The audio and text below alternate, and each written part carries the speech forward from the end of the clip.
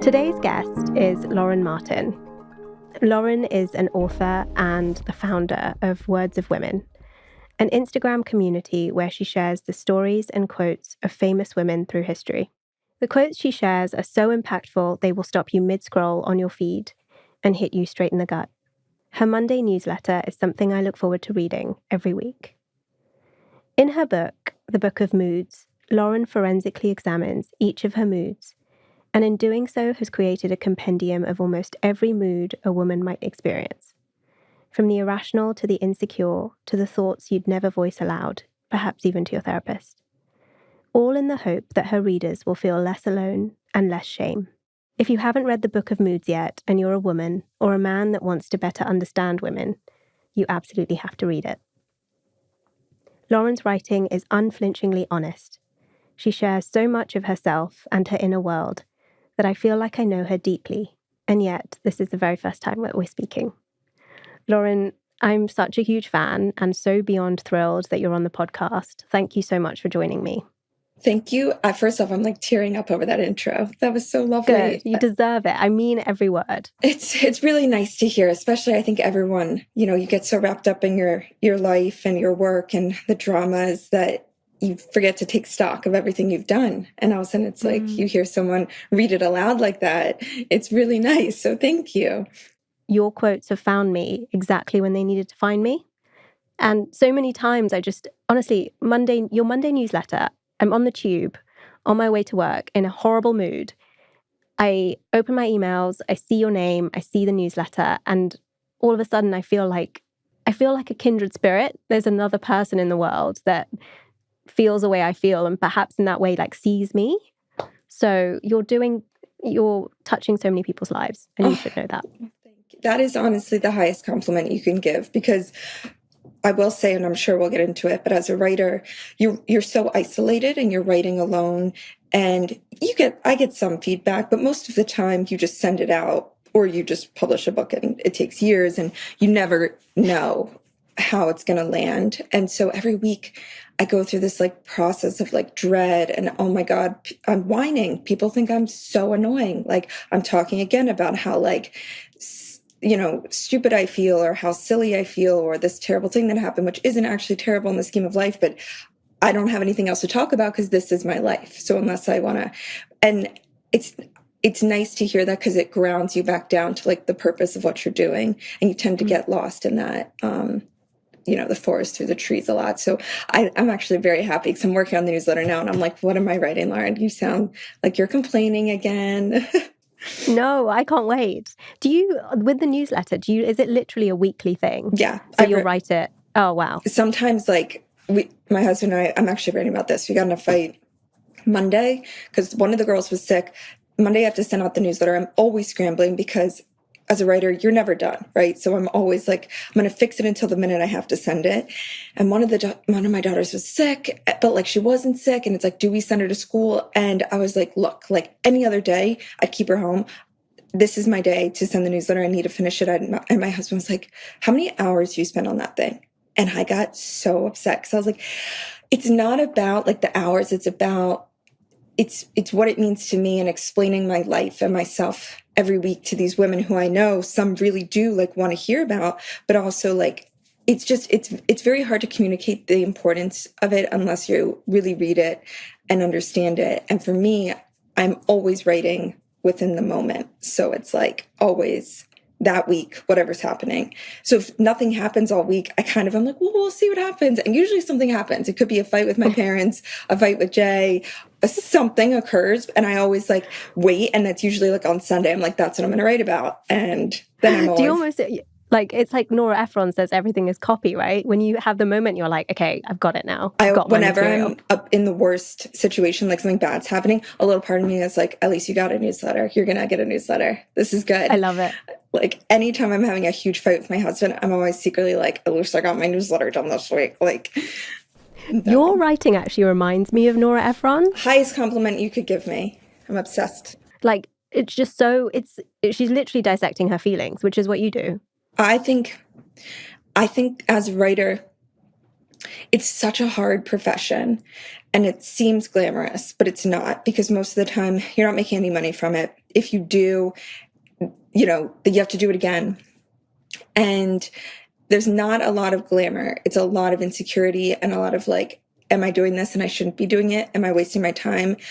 I've had so many careers. I've always written saying I'm a writer. And where was I going with this? The one thing that writing does is at least I know I'm resolving my experiences. So like anything that happens to me, I'm using, and at least it's like a blueprint and my daughters can read it one day. And I don't know, it's now it's a compulsion. I think that's what it is. And it's a compulsion to be like, this can't hurt me because now it's copy. Like now I'm like turning it into something that I don't know how, but like whether it's going to get me a book deal or whether it's just going to get me more subscribers, I'm using it for my benefit, even though it was the worst thing that just happened to me in that moment.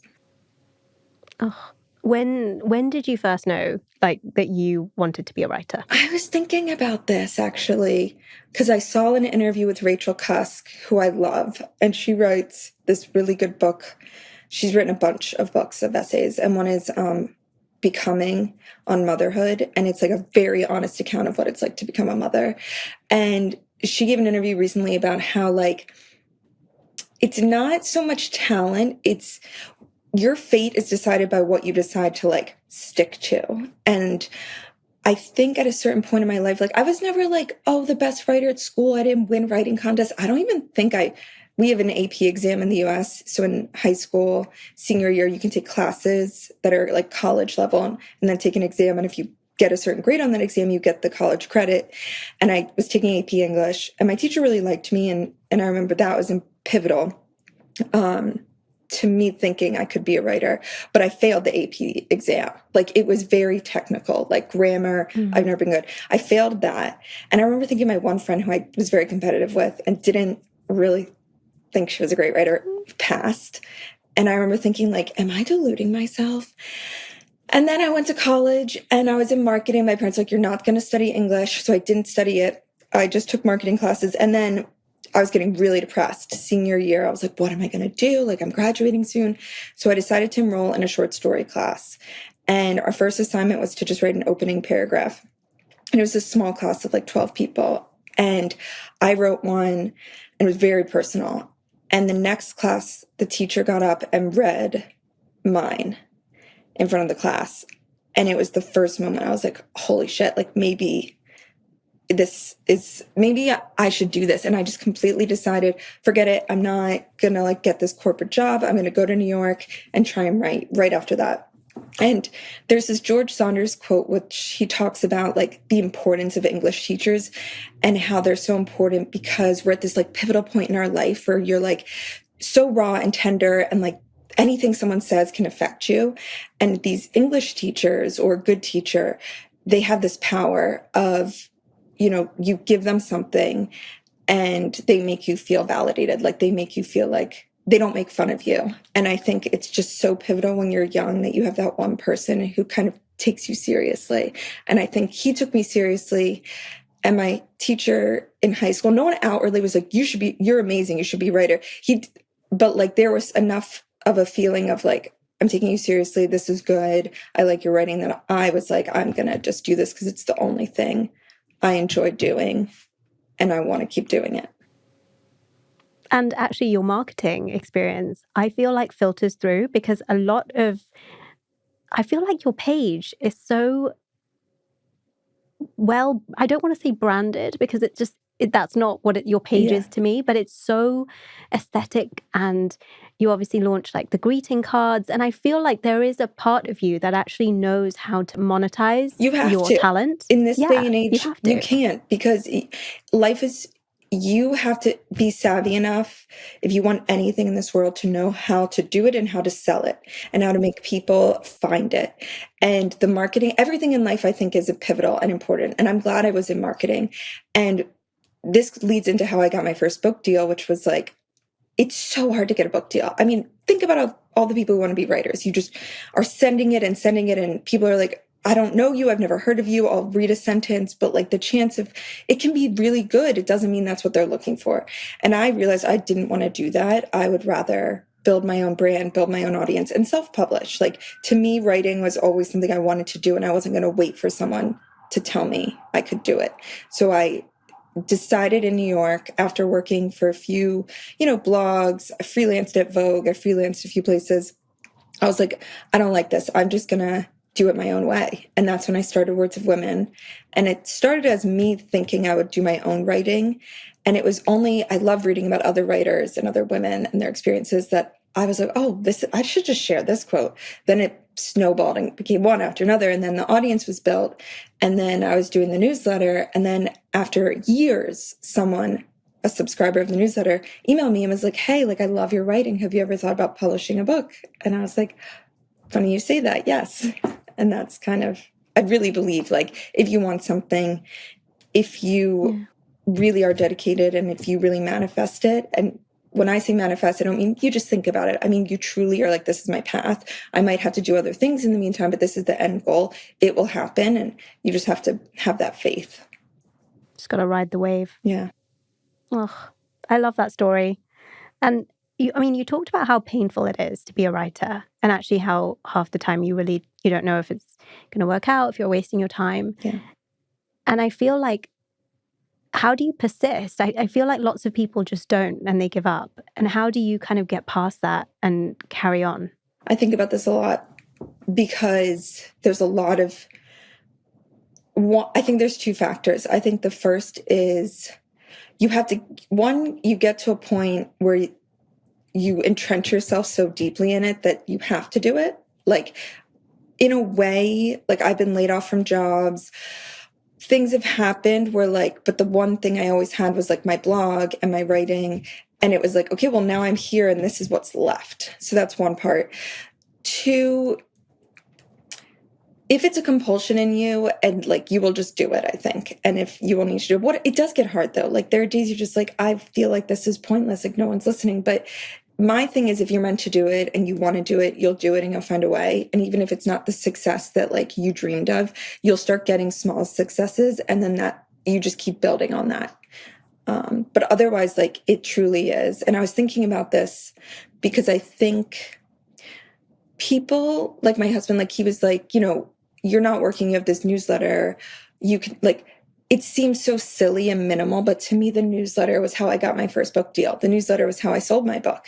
The newsletter that I recently sent after not hearing from my agent for a little, I was like stressing. She texted me and was like, oh my God, I loved that newsletter. Let's catch up after the holidays. So like, what seems like small things, I think like I'm laying my foundation constantly. And it's like, I take my writing seriously because I'm like, you don't know what it's going to lead to. You don't know who's going to read it. You don't know when they're going to read it, who it's going to go out to, there might be one person out there who gets that. And I just like to make sure every single thing I write is the best it can be, because you never know what door it's going to open. And all it takes is one. All it takes is one. And I knew she was subscribed to the newsletter. So I was like, in a way, it was my way of connecting with her, because I was like, I know this is what you're doing to me. Yeah. And I don't think she read the other one because I could see who opens it. And I didn't know this was going to be the one she connected with, but she even texted me, was like, I've been so busy. I've been in a fog, because I sent her my latest book pitch. And she was like, I think it reinvigorated her to be like, oh yeah, this is why I signed her. I like her voice. I like her writing. Now let me catch up with her again. So it validated everything I knew, because you go through months of like, yeah, what am I doing? Why am I spending so much time on this newsletter? And it was all validated in that one text. Yeah. I love that. And please never stop writing your newsletter. Obviously do if you need to, but there are people reading it and people loving it. I wanted to ask what you think makes a good writer. Honesty. I think, and I've talked about this in my newsletter, I think being a writer means sacrificing relationships, your private life. I don't think you can be private and be a writer. Like, I think you can hide under the guise of fiction, sure, but I think if you are trying to be a real writer, like, you have to be willing to exploit yourself and your experiences and be honest about it. And I hate when I have friends, because I was, in New York writing for other places, so I know a lot of writers, and I followed their newsletters, and a lot of them have stopped, or they didn't get the traction they wanted. And I know why, because I would read their newsletters and I would be bored. I would be like, what, you're not saying, you're hiding. Like my one friend would be like, oh, I had this really bad week. Yeah, my mom said this thing to me and, it's been really tough. And I'm like, what did she say? Why? Like, and then it just like went into something inane. And I'm like, I don't want to read this anymore. Cause like, I don't feel like connected to you and you're not sharing. And if you're going to put yourself out there, you need to put yourself out there.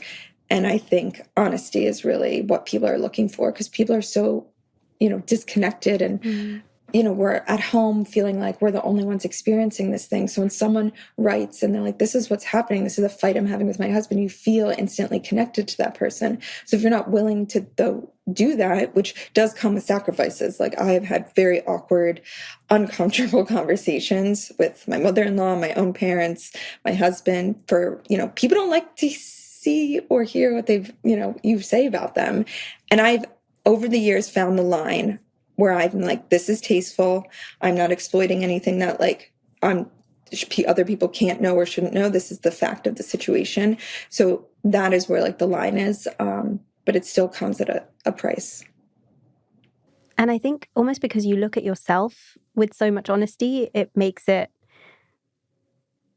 balances it out, because it's not like you're like, attacking. You're like, oh, this person is like ruining my life. It's like, no, like you take accountability. It's I'm going to ask you a question about this actually. But before we do, you said that, people are sort of not honest.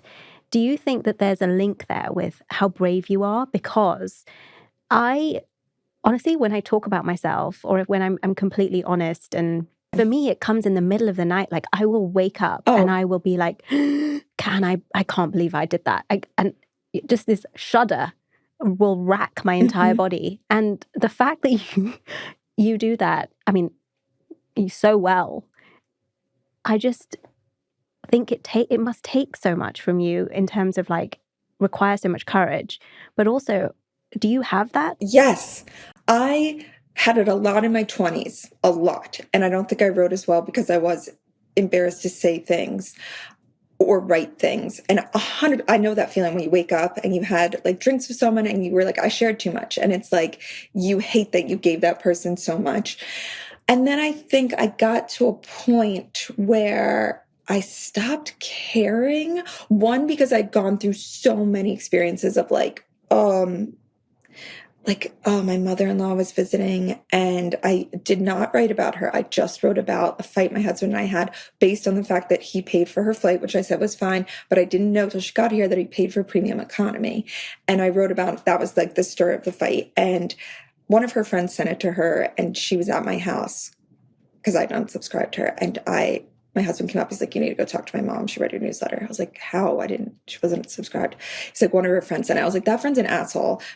And then I went up to her and I was like, look, this wasn't about you. And she went in on me. And that wasn't the first time this has happened. I get emails from, my mom's friend if I ever talk about my family. And at a certain point, I think you need that to be like, wow, that was annoying, but it didn't kill me. And I think when you go through enough experiences of like, I said something stupid and the next day nothing happened and I'm here and nothing has changed in my life. I think you have enough of those to realize you don't care. I just don't care anymore. So it's like you develop this Teflon. So now it's just like, but I still go through moments, especially on Mondays after I send the newsletter, like it's almost like I deflate and I get very vulnerable because I'm like, oh, I don't know if that was good or I shared too much. People that is, I think, forever going to be the case. I think you're never going to share things and expose your life without feeling a little vulnerable, but it doesn't keep me from saying what I want to say anymore or keep me up at night. Yeah. But do you think that your dynamic changes with people then? Like they're sort of scared to tell you stuff? Or like they're like, don't write about this fight. Like you're not allowed. It's funny because I was at a friend's house the other day and she's like, I was so excited for you to come over. And I was like imagining like, is Lauren going to write about this in her newsletter? Like, I was thinking like, oh, and I was like, yeah, maybe, I don't know. And I think people secretly get a thrill out of it. If I do, I try and write nicely. It's hard though. It's like, I want to write about a lot. And to maintain my friendships, I don't write about things that I know would upset people or that would cause a rift. So that's what I think makes it hard. Because I'm like, I could write about like this conversation I just had, but this is my good friend. She follows. I know it would upset her. I don't write about it. So I do think people know that I don't know, like if I write about it, it's going to be awkward for both of us. So it's me choosing if I care enough about the friendship or not. Got it. Yeah. But it's forever a difficult thing. And I mean, you explain it so well in the book, but I would love if you could share a bit more about why you wanted to create Words of Women. What inspired it? Yeah, so I think, it wasn't until I got in my first serious relationship with my now husband that I realized how different men and women are. And not in a way that is explained in any like society, like not in men are from Mars, women are from Venus. It was in the daily way that we lived our lives. And it was becoming, I always thought I was very chill and cool and like fun and easygoing. And it wasn't until we started living together I realized I was all those things, but I was also very emotionally unstable, not in a way that's like crazy, but like in a way that I thought I was not, I don't want to say normal, but I thought that was the experience for everyone. Like you might wake up in a bad mood and that just affects your whole day. Or someone will say something to you and it triggers you and then puts you in a bad mood for the rest of the day. I thought that was like the way everyone reacted. But my husband was so steady. Like he just always woke up in the same mood, always in a good mood. Nothing really rattled him. And it started affecting our relationship because I would come home and like my boss would say something, or I would have a bad day at work, or something would happen. And I would be like in a funk. And it got to a point where he was like, I don't want to live with you. Like, I don't want to do this anymore. Like, you're amazing when you're in a good mood. When you're in a bad mood, it affects me. It affects everyone around us. It's not pleasant. And we're in a 1-bedroom in Brooklyn. So I've started to realize like, shit, I got to figure this out because like I care about this relationship. And so I started, diving into like what I always do, like other women and quotes and reading, and realized like this is definitely a thing women experience. Like we have more heightened emotionality, but for actual biological reasons. And that goes back into like they did brain scans on men and women, and they told both men and women to like, relax their brain to just like try and like be at peace. And there's a part of women's brain that never shuts off. And they say that that's like back from like when we were, cavemen, and women had to be on high threat of alert biologically for their children. Like, is a bear going to attack? Like, there's a part of the brain that never turns off. And that it actually is known to create like anxiety and stress and like higher levels of PTSD in women. And that also is why we kind of react differently to things. And I started to realize like it's a combination of biology, physiology, and then just the way that women have to react in society. Like we, internalize things more. We're told our appearance matters more, and we have to live by a certain set of beauty standards. So when we don't feel beautiful, that's going to affect us more, which then affects our mood. So all these factors, I was like, this is my fault, but it's not my fault. And if I'm feeling this way, other women must be. So that's when the Book of Moods, I was like, okay, let's like every time I get in a bad mood and something triggers me, I'm just going to really sit here and dissect it and figure out why it's bothering me and how to move through this, because this is not a good way to live. But how do you create that space between like the feeling, the mood, and then, so because what you do in the book is literally, it's like this is my mood. And you're almost like an observer. So you're objectively observing your mood, you break it down, and then you write about it with so much like self-compassion. And I'm curious, like, how does that work? How does that process? When I'm in a mood, Lauren, like, it's like a storm. It comes, it goes, and then I'm like, I don't even know who I was when I was that person. So the fact that you can sit down and write about it. I don't know phenomenal. if it's because I'm a writer, but it's like, when I'm going through something, I'm always like, I'm going through something. Like, you're going to have to figure this out later. And I'm always later dissecting it in my head. And that's also a writer thing. I think you're just constantly observing things and constantly being like, why am I doing this? Why am I saying that? Why did I say that? And so like, I'm always having a running narrative. So like when I would, like something would happen, like, I don't know, I'm out with my husband shopping and I lose my cool at Bloomingdale's after like 6 hours and we were having such a nice day. I had a lot of time to think about it because he was pissed at me and not talking. So I was like, okay, instead of just being instead of just like wallowing and going and watching TV, I would sit and think about, like, okay, why did that happen? And it's hard. Like, you don't want to self-introspect. Like, But when you do it, it does make things less personal, and you can see it more from a third, outer perspective. And you're like, this, I think it's like takes away the emotionality of it. And then you have more compassion for yourself because you're like, this is the situation. These are the facts. This is what occurred. And this is why I reacted this way. And it's less of like, oh my God, I hate myself. I'm so like this. It's like, no, this is what's happening. And let's try and remove our emotions from the situation and deal with it. One of my favorite chapters of the book is when you talk about appearance. You say, you're not pretty like her, you're pretty like you. And how that quote got you through so many moments of comparison and, insecurity. And I've started saying it, Lauren.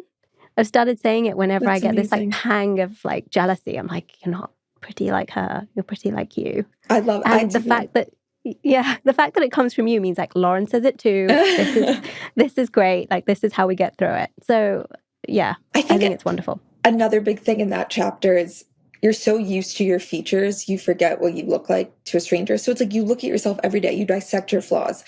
You forget to see, it's like, we were talking about in the beginning, like, take a step back. I forgot everything I've done and all the, you forget what you look, you don't know what you look like. You have no idea. Like, you look in the mirror, you see your flaws, you don't see yourself. And I think you need to start grasp. And I even told you, I was like, I don't know if I can do this podcast. I am in such a, like, I'm sick, like my kids I'm worn down. I'm not, haven't had my hair done. And then I was telling my husband, he's like, Lauren, like, you're never going to feel your best. Like, that's who you are. You're a perfectionist, but you're right now the youngest you'll ever be. Right.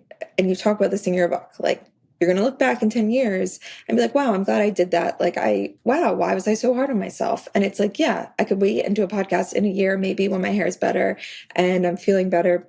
But that probably won't even be the case. And also, like, screw it. Like, at a certain point, like, you have to liberate yourself from the chains of, self-hatred and beauty and what you look like and what you think you look like. And it's just exhausting. And when you free yourself from that, it's very liberating. I was just asking Spike before this podcast if one of my eyes is smaller than the other, which it is, and whether he could tell. And he said the exact same thing. He was like, no one looks at this. So... And I'm like, oh, great. I look so red. My skin is like oily. No, you look wonderful. Oh, thanks. You look absolutely wonderful to me. That's nice. Thank you. Yeah. Oh, so thank you for that chapter. Thank you for the entire book. Tell me about the process of how you got the book. Like, how did you end up getting an agent in the first place? I know you said that she subscribed to your newsletter. She didn't. Her colleague or assistant, when she was an editor at one of the big five publishing houses, did. And she had gone out, she was an editor and became an agent, and one of her associates subscribed to the newsletter. And that's what I mean. You never know who's, like, you can't look at life so like this person, like, we are connected in so many different ways. And I think I've always had that faith that, like, if you follow what you want to do and you do it well and you do it and you stay on the path, somehow something's going to connect. And I truly was like, all right, I think I queried a few agents, which is where you just like, first of all, I didn't even know how to write a book. And I mean, I knew I liked writing and I had a few chapters, and I think I might've had a bad manuscript and I was sending it to agents. And it was just like, it wasn't the rejection that was getting me. I just knew, I was like, this is not going to be the way I get a book deal. And I was like, you know what? I got to do how I do everything, which is like, going in through the basement, the back door, a different door. And I created the blog and I created the Instagram. I was like, I don't even know what this is, but I'm just going to see if it can. And I think you have to have blind faith. Like, I was just like very naive and like, oh, I'll just like build my own audience. Now, when I hear that, I'm like, well, that's like a big thing. You can't just like build an audience. Yeah. But I think I was so naive and so young. I was just like, whatever. And I was so dedicated to it because to me, it felt like the only thing I could do. I was like, if I can't get an agent, I'll do the blog. I'll do this Instagram. And then just like, I enjoyed doing it. So years went by and you can't be so rigid and like, oh, well, it's not happening. It was more just like, now I'm into the Instagram. Now I'm into the blog. And then finally, because I believe if you do everything, you do it well and you are dedicated, things will fall into place. And I think we get so blindsided by like, it's not happening now, so it's never going to happen. And that's when we stop. And I feel that too, like with the car business, like I don't even want to get it, like distract with that. But like when I work on a new project, if I don't get that immediate success, I start to be like, well, it's not going to work. But and I've had a few other projects that I've stopped. But with writing, I always was like, I just need this. And I kept doing it. And then someone somewhere read it, liked my voice. And that's all it comes down to. And was like, do you have an agent? And then introduced me. And then it was my agent who, was like, we should get a book about what you're writing about in this newsletter, which is about women and moods. And she was the one who kind of gave me the idea. And then I spent the next, I was like, well, I have all this research. I've been doing it. And I spent the next few more years researching, and then I published. This reminds me of a quote actually I saw on Words of Women. Nothing happens, nothing happens, nothing happens, and then everything happens. I know, it's one of my favorite. Same. You mentioned the blog and how it took years to build an audience, which, I mean, you have. It's incredible, the number of people that Words of Women, the followers that you have. What's that process like? Like, you said you enjoy doing it and you're so consistent with it. Like almost every day, Lauren, like, you're posting. I see it every day. Like, there's a new post. There's like a million different stories that people get to enjoy. Tell me about how you curate Words of Women, specifically like finding the quotes. Is it the quote first or the person first, or how does it work?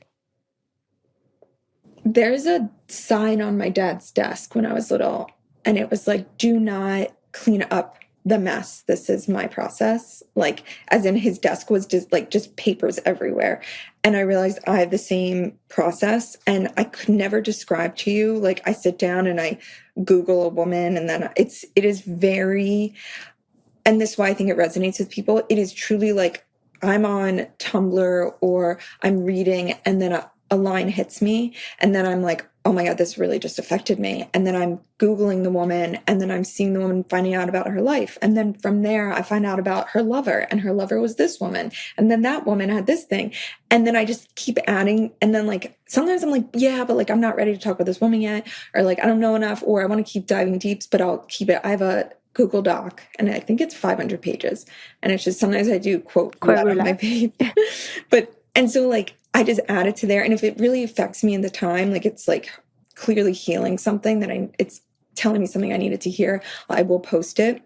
If I know it's good, but I'm like, I'm not sure, I'll put it on the doc.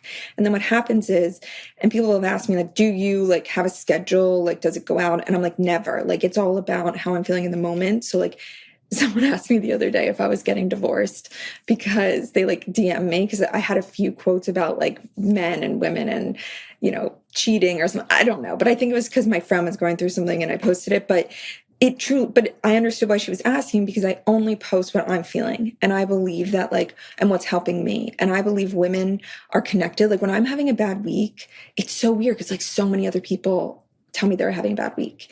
And like, I'm not like super into astrology and all of that, but I do believe there's like an energy, like a current.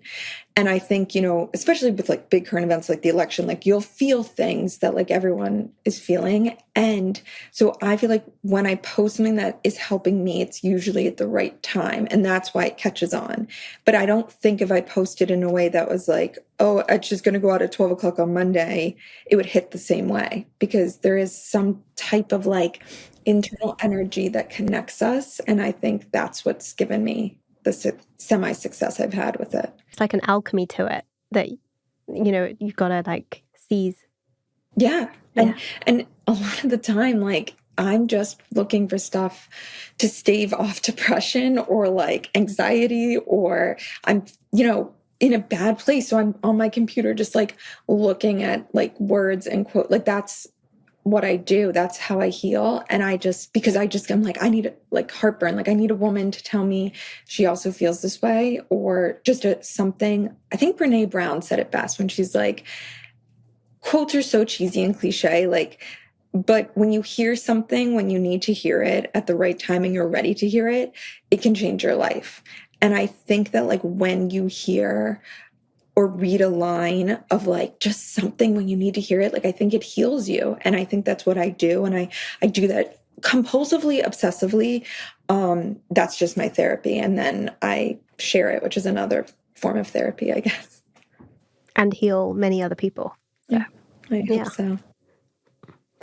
Are there people that have reached out or shared your work via Instagram and you've been like a little starstruck or thought, okay, wow, that's pretty cool? Yes. My friend in the UK sent me a glamour magazine or some magazine, and they asked this entrepreneur, Michelle Kennedy, who created the app Peanut, what her favorite Instagram page was. And it was mine. Yeah. And it was there in print. And she was just like, I love Words of Women. Like, I don't know why. I just love it. I think it's great. And I was like, she mailed me the copy of this thing, and it was so sweet. And then recently, you know, like Patti Smith has been liking my posts, and I'm like, That's huge. I know, I took a screenshot, and like Jane Birkin's daughter, Lou, and Viola Davis, and they're not like sharing it and like, but like the fact that they're seeing it and, you know, liking it. And then what happens is then I get anxiety, like, oh, like a few of them will start following and I'm like, oh my God, now every post has to be so profound. And like, I'm like, wait, actually, I don't want to know. I just like my little corner of the world doing what I do, not thinking about I'm posting because they're reading it. And that's when you start to, I think, make mistakes, when you're kind of acting for other people. I think that's incredible. Kelly Rutherford follows you. Yeah, she's been a follower for a long time. She's so sweet. And like when my book came out, I will say, like, I reached out to a lot of people who I noticed were following me, and everyone was so receptive. Like Bobby Brown gave me a quote from my book. A lot of like celebrities, like Rosie Huntington-Whiteley, she let me send her a copy. A lot of big names. And it was like, wow, I'm just this like small girl from Philadelphia. But like, it's the words, and it's just the power that like people are, you know, there isn't an agenda. Like, I'm not trying to sell anybody anything. I mean, sometimes I am, but like, I feel like I've kept Words of Women very pure. And like, people have asked me, like, why don't you do promotions? Or like, why don't you like I could easily go with brands, but I'm like, because that's not the point. The point is it's a safe place where you don't feel like you're being sold to all the time, or like there's an ad.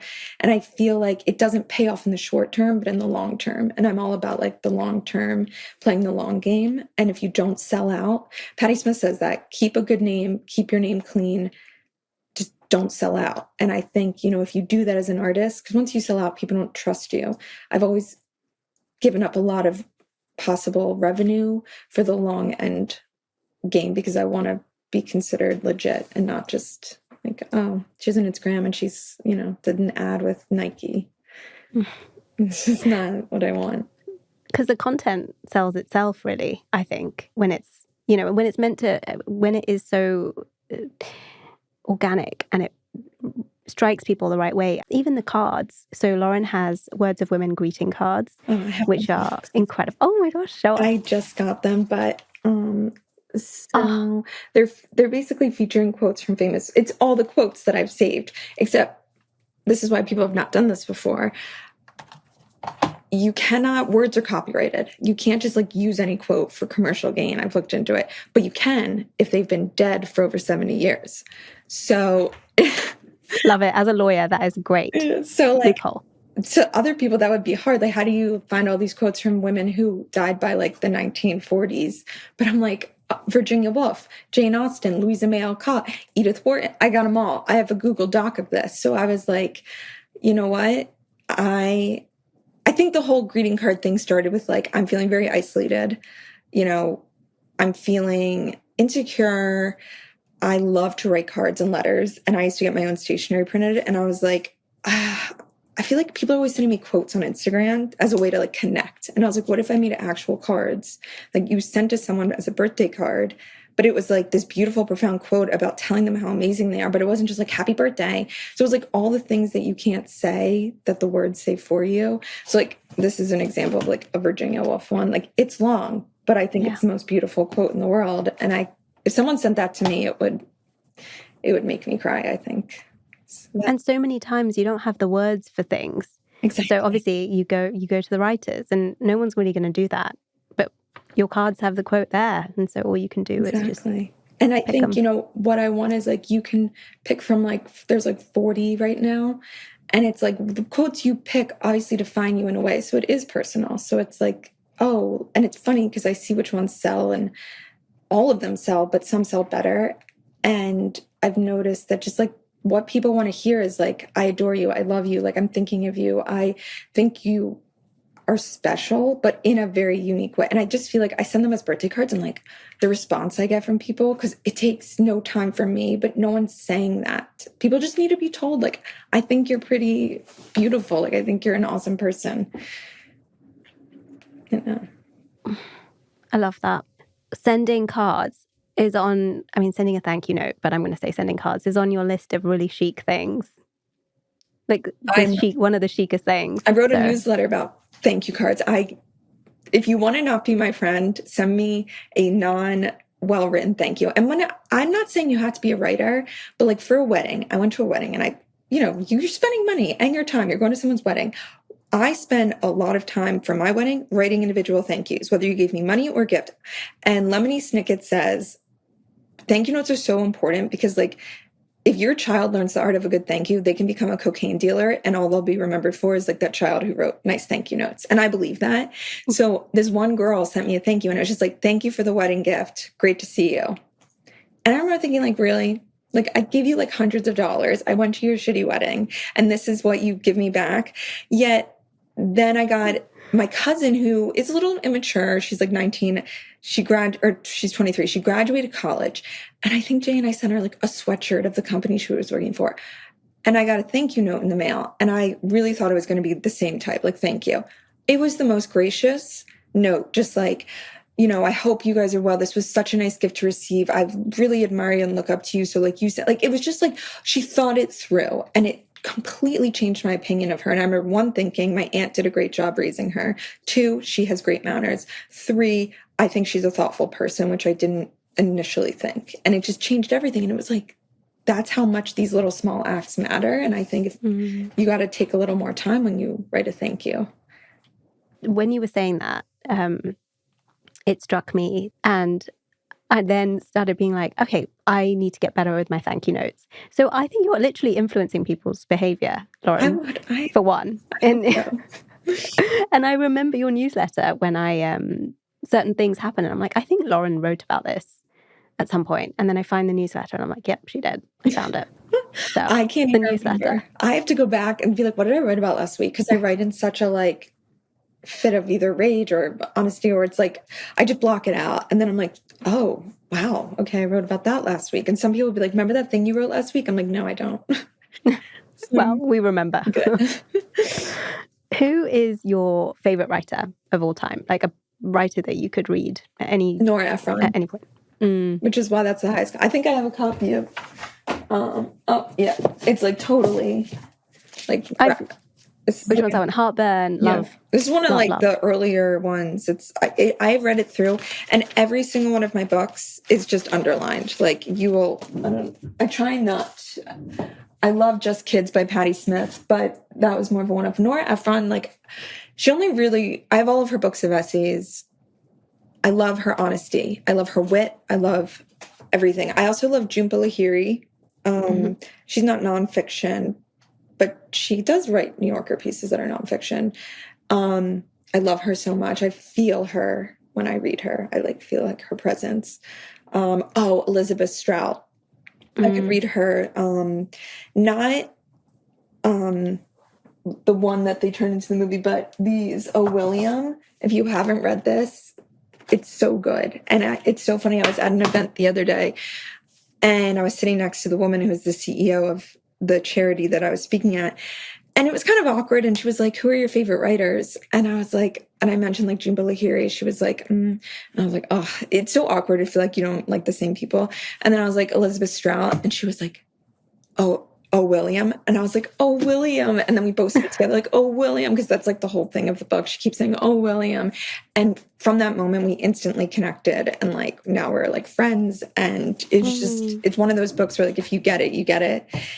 And if you don't, whatever. My mom was like, I didn't get it. I was like, okay.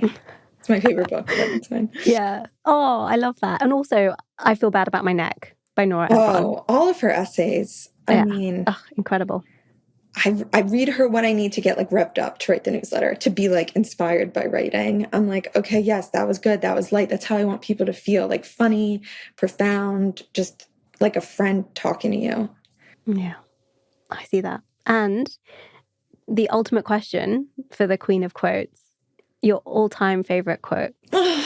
That's so hard. It's too hard because there's too many. It's usually the moment I'm going through, I latch on to like a few. So like, I mean, nothing happened, nothing happens, then everything happens. I think that's Faye Weldon. That's a great one. Um, I do love like, if they don't give you a seat at the table, bring a folding chair. I love that one. That I think about a lot. That's Shirley Chisholm. I do love Everything is Copy, Nora Ephron. Yeah. Oh, it's so hard because it's like the moment. I mean, Build a Good Name, Keep It Clean by Patti Smith is constantly ringing through my head. I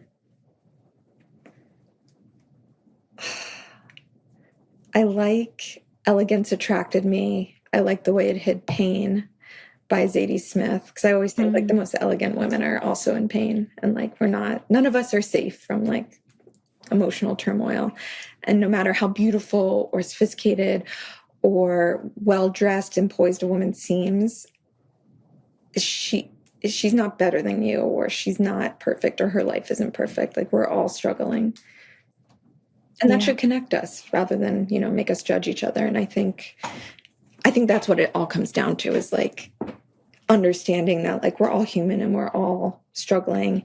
And there's another quote, and it's like, if everybody put their pile, their life and their stresses and problems into a pile, you would take yours back.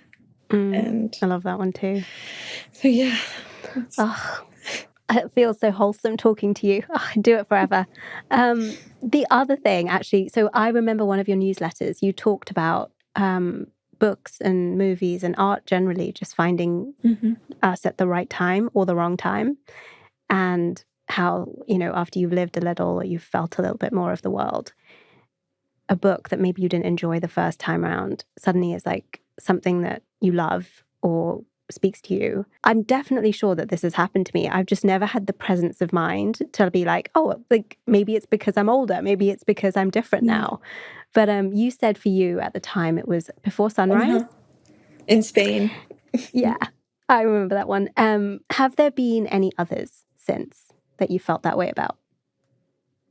I feel like my whole life has changed since I've had kids. So like everything is different in terms of like looking at every book, every movie, a lot of things have come into focus that I previously ignored or didn't like. Especially more motherhood stuff, like Rachel Cusk. I wouldn't have cared about that book. I mean, why would I? And I think becoming a mother is such a weird experience, because you didn't like, I don't think anyone should care. And that's why I worry about the newsletter, because it's like I'm writing a lot about the struggles of parenting. And it's like, I know that I can't remember, though, when I didn't have kids, if I would have cared. And usually you don't. You care about the experience you're going through. So like Rachel Cusk is a big one for me. Movies, I'm like going back into Disney, which is crazy. And also like, this is so profound and dark. Disney. The Lion King. I was like, I can't watch this. Turn it off.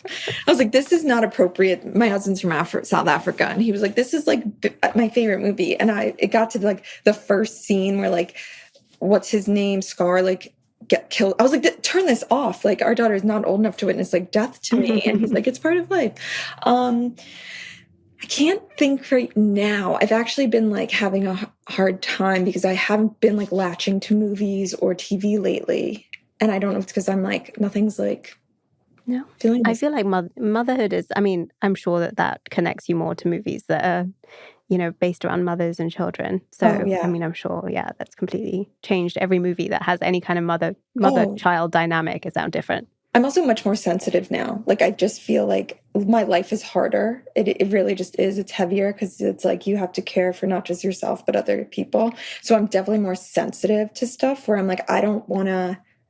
I used to watch like really heavy things, like, 2 days, one night. If you need a great film, it's heavy, but it's about a woman struggling with depression in France, and she like gets laid off from her job, and she has 2 kids and a husband, and she just doesn't have the will to get the job, like get it back, but they need this job, and she has to go convince everyone in the factory to forego their bonus. and she can keep her job. And it's like her not having the strength and her husband being like, come on, we're going to do this. And it's just the two of them driving to different parts of France to convince these other poor factory workers that like she needs to keep her job and they need to forego €1,000 or whatever it is. And it's so beautiful and raw. And it's something I loved. And now I just don't think I can watch because I'm like, I feel it too. Like I can understand that pain so much. And before I saw it as art, and now I'm like, it's beautiful, but I can't watch it right now. It's too real. Yeah. Yeah. I was going to say that you write about motherhood since becoming a mother. And I'm not a mother, but I appreciate how honestly you talk about it, because I feel like so many people don't talk about it as honestly. You know, there's always like, yeah, it's hard, but it's like the best thing. It's like the best thing ever. It's so worth it. And so you almost like, no one talks about, you know, how hard it is, because the minute they say, oh yeah, it's hard, they almost feel this guilt for saying it's hard. So people overcompensate to kind of be like, but it's still amazing and the best thing ever. So it's just hard to understand, what do you mean by hard? I'm pissed about it. That's why I'm actively pissed no one talks about it. Because I think if people had talked about it more, I don't know if I would have had a kid. And I don't feel guilt saying that. It's the reality of life. And I think too many people have children not understanding what it entails. I'm not saying I wouldn't do it again, but right now I'm saying I didn't know what it was like. And I didn't know. And I'm mad about it. I'm mad that like my parents didn't tell me. I'm mad that like everyone gleamed over it. And it's just like, it's the best thing in the world. It's hard, but it's like, no, like no, it's not just hard. It is life-changing. It is, you know, losing yourself. It is having no time. It is sucking everything out of you. And in my opinion, especially when you have very young kids, there's not much reward. And people can say the love, and the love is real and the love is there. And I love my daughters, but I don't feel bad saying it's like, sometimes I'm like, I don't like this. I'm not enjoying this. The love isn't enough for me. And I think it's really hard for women to say that, but I feel liberated saying that. And I'm like mad that people aren't saying it because it makes me feel isolated, but I will never feel guilty for that. And I feel like I'm kind of on a reckoning with this at the moment. And I think this is what my next book is going to be about, because I'm like, if there was a book right now, I would read it if it was like, it's really hard. This is what's hard about it. I am with you, but it gets better. Here's how and why. Because right now it's hard for me to see, because all I hear is like, oh, just wait till the teenage years. Like that doesn't make me feel better. And like, I want to know that like, yeah, it did test your marriage. It did test, you know, everything you have in life, but this is what you have to look forward to. And I just feel like everyone's always like, man, I feel like people are brain dead when they're writing about parenting. I'm like, yeah, what? Like, be real, be honest, because I've never read anything that, like, I wish someone was writing about it before I had kids. That's all I'm going to say. Okay. Well, I appreciate it because it's giving me a very well-rounded perspective. And there's this book, actually. It's you probably read it. It's called Arrangements in Blue by Amy Key. No. And she talks about many things in it, but one of the things that she writes about is, for many women, it's kind of like this pressure to make a decision. You're either going to have them or you're not. And it's only when that decision has been made that you feel relief, either because you've had the kids or you can no longer have the kids. And she's like, you kind of just have to make your decision and then make that decision right. I might be completely butchering her book and I don't remember it exactly, but I remember reading her book and she articulates this point so well. And I'm like, that's what you feel like when you're, you know, in this period of life when you're like, oh, I don't know, like how it's going to go for me. It's more that anxiety of the like not knowing. That's what I think is so hard. There's a quote and it's like, there's a peacefulness that follows any decision, even the wrong one. And I'm not saying, and I love that, and I just wrote that book down because I'm going to look at it. And I think, and I talked about this with a friend the other day. She has 4 kids. She's much older, but she was like, yeah, no, it's hard. No one talked about it. I don't know why.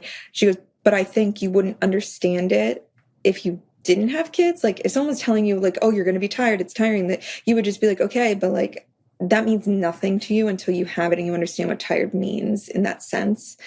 And she's like, you're still gonna have kids. Even if like, if you think in your life you're gonna have them, you're probably gonna have them, whether people tell you how hard it is or not. So she's like, I think what's hard is like, it's just hard, but it's like not knowing, is that harder if you're, you know, what life could have been, or because you don't know the pain until you're in it and then it's too late.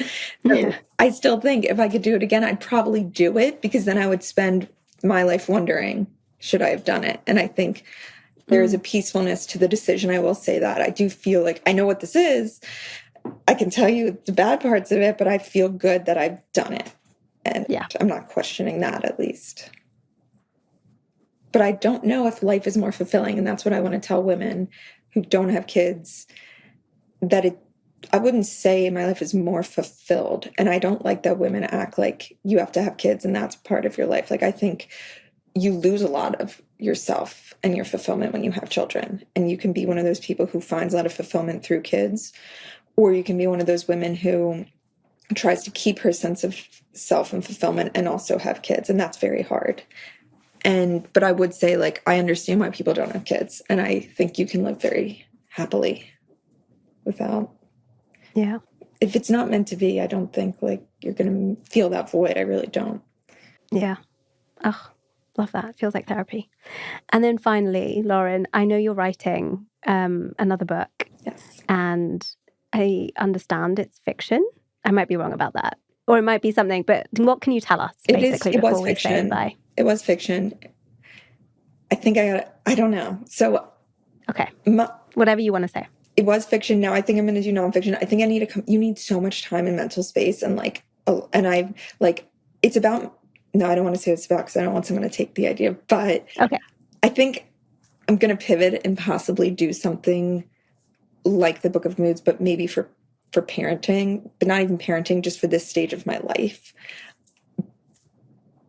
But I'm not sure. And that's what I mean. Like, I'm in limbo right now because I just feel like it's very hard to write and have two kids and, you know, do what I'm doing. So I feel like there's a lot going. Yeah. Who knows? There will be a book though. I know that. I just don't know what's coming out of me at the moment. I 100% know that you will figure it out and it will be incredible. And I can't wait. Thank you so much. And thank you for having me on this. Oh, Lauren, no, honestly, thank you for coming on. I've been so excited / so nervous. I really appreciate someone who pushes, because you never know what stage you're hitting someone at, right? When you send an email or you're like, hey, I'd love to like do this with you or whatever, you could be hitting them at their worst moment, which when you first emailed me, you were. I was like totally like in a bad place, life, kids, work, could not even entertain it. I respect so much people who follow up and are like, hey, not sure if you saw this, want to reach out again. I respond to tenacity, and I think people need to do that more instead of just like shutting down at no response. So like, I respect you so much, and thank you for following up because it's important. Oh, I love it. And I love this. And I'm always like, oh, like I'm so like frazzled and busy and I got to put makeup on, but then I'm always feel so good after. So thank you for having me and thank you for pushing me to do this. And I'm sorry that I'm like so chaotic and all over the place. No, you're perfect. This was lovely. And thank you. Wherever you're watching or listening to this podcast, please do like, subscribe and follow so you can get updates. But it also means so much to me and it makes a real difference to the episodes and the guests that we can bring on. Thank you.